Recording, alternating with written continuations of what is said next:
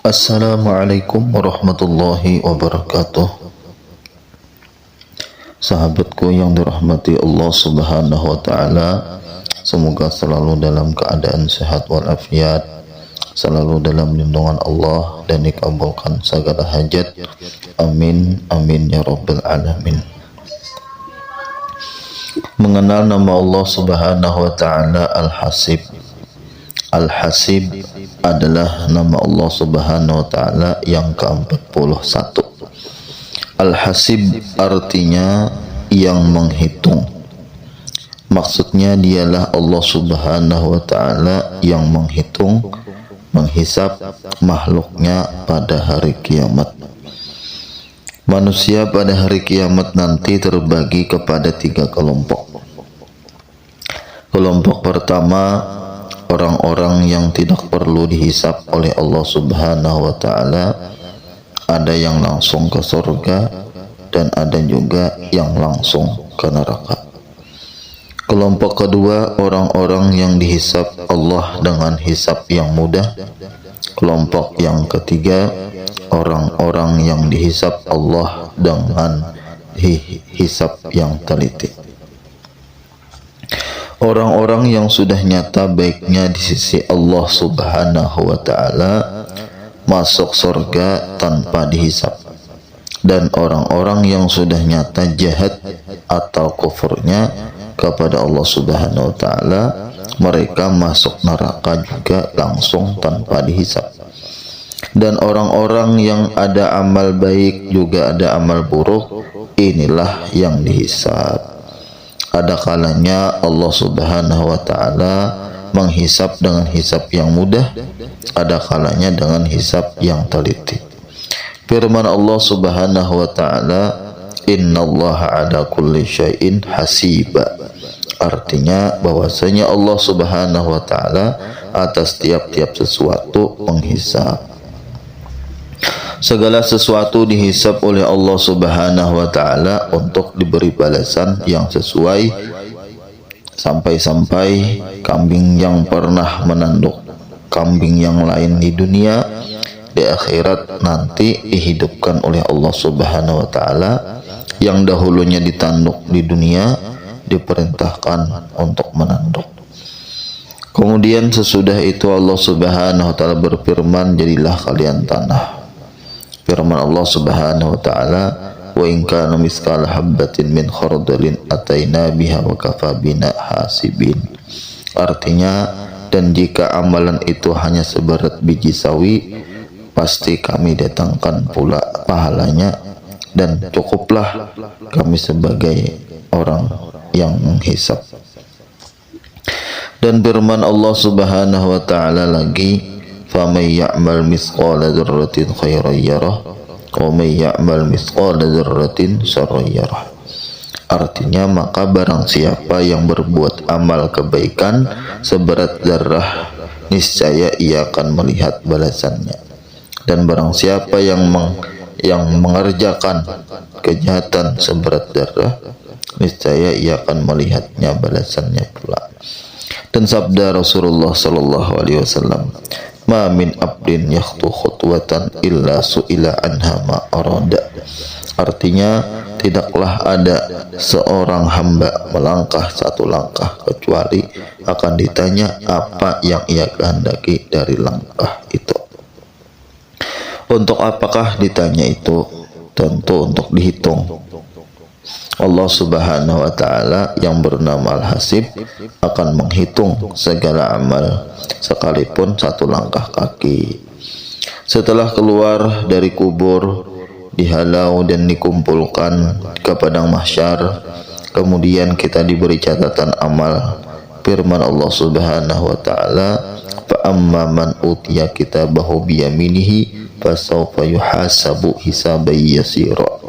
Artinya, adapun orang-orang yang menerima catatan amalnya dengan tangan kanannya, maka selagi akan dihisap dengan hisap yang mudah. Wa amma man utiya kitabahu wara'a jahrihi fasawfa yad'u thubura. Artinya, dan adapun orang-orang yang didatangkan catatan amalnya dari belakang, maka ia akan berteriak, "Celakalah aku."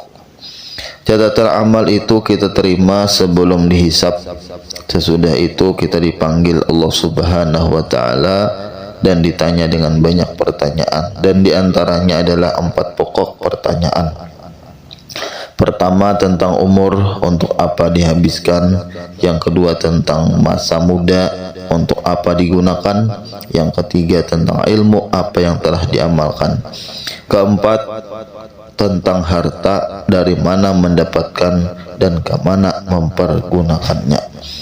Setelah ditanya kita lupa, kemudian Allah Subhanahu wa taala memerintahkan untuk membuka catatan amal. Setelah dibuka dan ditanya, benarkah apa yang tertulis itu? Mulut menjawab, tidak benar ya Allah. Untuk membenarkan apa yang tercatat, Allah Subhanahu wa taala berfirman sebagaimana yang terdapat di dalam surah Yasin, Al-yauma nakhtimu ala afwahihim wa tukallimuna aydihim wa tashhadu arjuluhum bima kanu yaksibun.